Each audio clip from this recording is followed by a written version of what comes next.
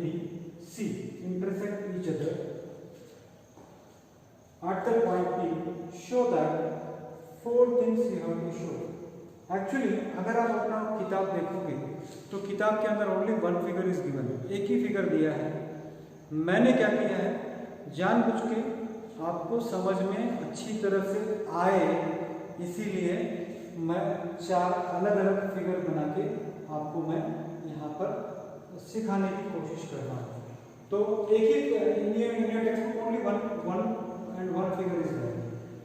Now I have to prove that AEP and CDP are similar. See, what I do is in triangle AEP, CDP. If I take these two triangles, in triangle AEP and triangle CDP, if I take these two triangles, let us see what are the things that we can write. See here, in CDP triangle, this angle is 90, and in triangle AEP, this angle is 90. यानी ये दो angle 90 degree है। ये दो angle कितना है? 90 degree है। ये एंगल भी 90 डिग्री है।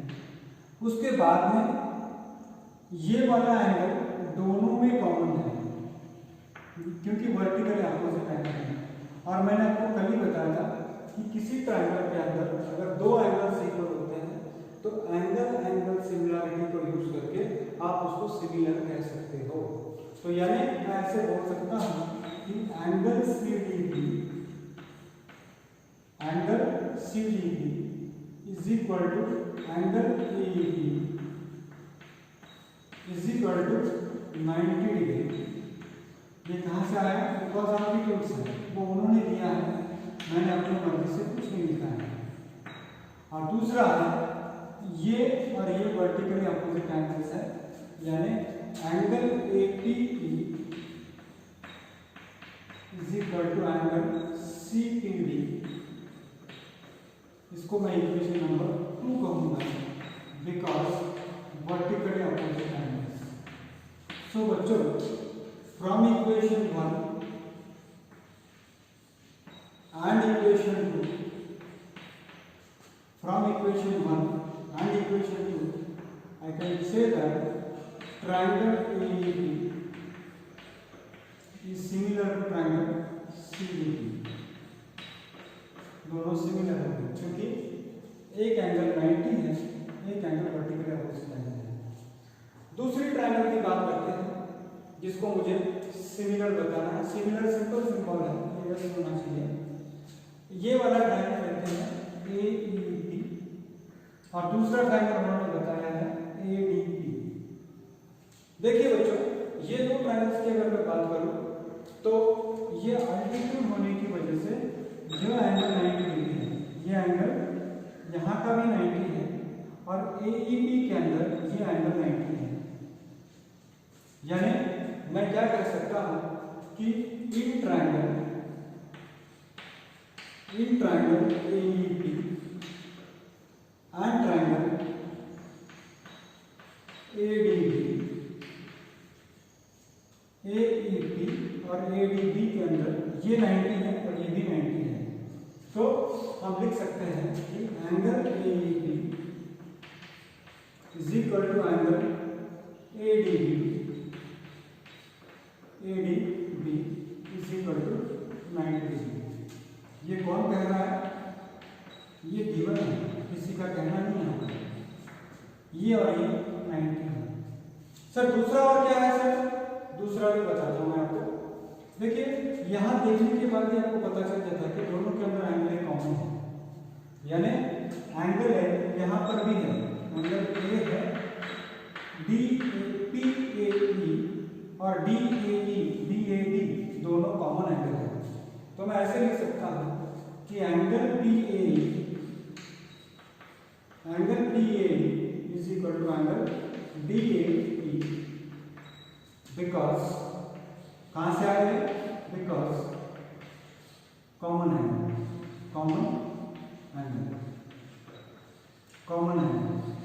तो बच्चों फिर से मैंने वही बात प्रूव कर दी कि ये एंगल और ये एंगल बड़े वाले ट्रायंगल में और छोटे वाले ट्रायंगल में ये और ये दोनों है इक्वल है, यानी दो एंगल्स इक्वल हो गए। तो हम ऐसे बोल सकते हैं कि ए कोरोलरी कोरोलरी के मुताबिक ये दोनों ट्रायंगल सिमिलर होते हैं।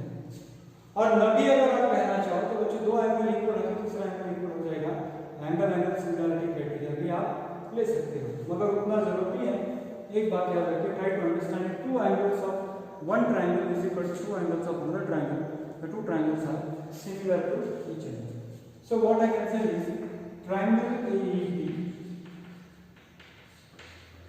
is similar to triangle ADB because A corollary, angle corollary या एक्सियम हम बोल सकते हैं इसको। तो एंगल corollary से इक्वल हो जाएगा। नेक्स्ट आता है ट्रायंगल ABD और ट्रायंगल CDE। तो कहाँ पर है ABD, पहले ध्यान देना, ये है A, ये है B और ये है D, और दूसरा है CBE। तो यहाँ आपको ध्यान देना पड़ेगा कि कौन सा ट्रायंगल है, पहले मैं उसको लिख लेता हूँ, I note it down. In triangle ABD and CBE,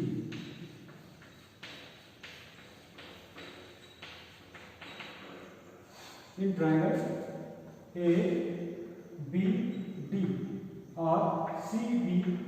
ध्यान देना कि मैं क्या बताना चाहता हूँ। मैं ये बताना चाहता हूँ कि ये वाला एंगल 90 है और यहाँ पर भी ये वाला एंगल 90 है, यानी ABD ट्रायंगल के अंदर ADB एंगल 90 है और यहाँ पर CEB एंगल 90 है।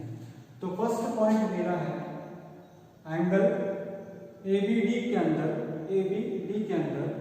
Angle ADB is equal to angle CEB is equal to 90 degree because given altitude है, ऐसा वाक्य उन्होंने कहा है। उसके बाद दूसरी बात जो आपको ध्यान में आ गया होगा अभी तक, I think you might have got it, angle ABD और एंगल CBE दोनों कॉमन है। ये वाला एंगल दोनों में कॉमन है। कौन से ट्रायंगल के अंदर? ABD ट्रायंगल के अंदर। ABD ट्रायंगल के अंदर एंगल ABD आता है और CBE ट्रायंगल के अंदर एंगल CBE आता है। दोनों एंगल्स क्या है? कॉमन टू बोथ है। तो मैं ऐसे लिख सकता हूं कि angle ABD is equal to angle CBE, इसको हम कहेंगे सेकंड। ये कहां से आया? Common angle.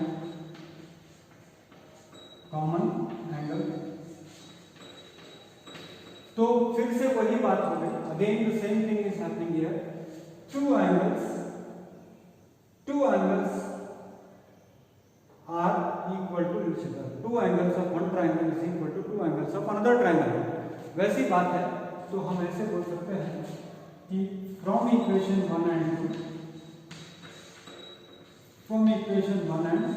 2, what is it? Triangle ABD is similar to triangle CBE by again the same thing, A coronary, angle coronary. That's all. Next, so don't get confused with these four figures. Actually, in your textbook they have given only one figure, but to make the learning easy, आपको अच्छी तरह से समझ में आए, इसीलिए हमने क्या किया है, इसको चार अलग अलग प्रॉब्लम के रूप में आपको पेश किया है। हो सकता है एग्जाम में एक ही फिगर देके चार में से कोई भी दो आपको पूछे, तो वैसे स्थिति में आप प्रिपेयर रहिएगा। अभी लास्ट क्वेश्चन जो इसी के अंदर पूछा है वो है एंगल PDC ट्रायंगल है और BEC ट्रायंगल है। तो इस ट्रायंगल को कैसे सिमिलर टू करना है let us see. In triangle PDC and triangle BEC, triangle PDC और ट्रायंगल BEC। तो थोड़ा ध्यान देना, ये है ट्रायंगल PDC छोटा वाला ट्रायंगल, यहाँ पर ये वाला एंगल 90 है और BEC के अंदर ये वाला एंगल 90 है। तो पहला पॉइंट मेरा क्या है कि angle PDC is equal to angle BEC is equal to 90 degree. इसको मैं कहूंगा गिवन, इसको मैं कहूंगा गिवन। मैं जानता हूं आप कहते होंगे सर हमको अगला पॉइंट पता चल गया सर क्या है। यस, देखो विदाउट सीइंग द फिगर यहीं पर मेरे को पता चल जाता है कि एंगल C कॉमन है, दोनों के अंदर एंगल C कॉमन है।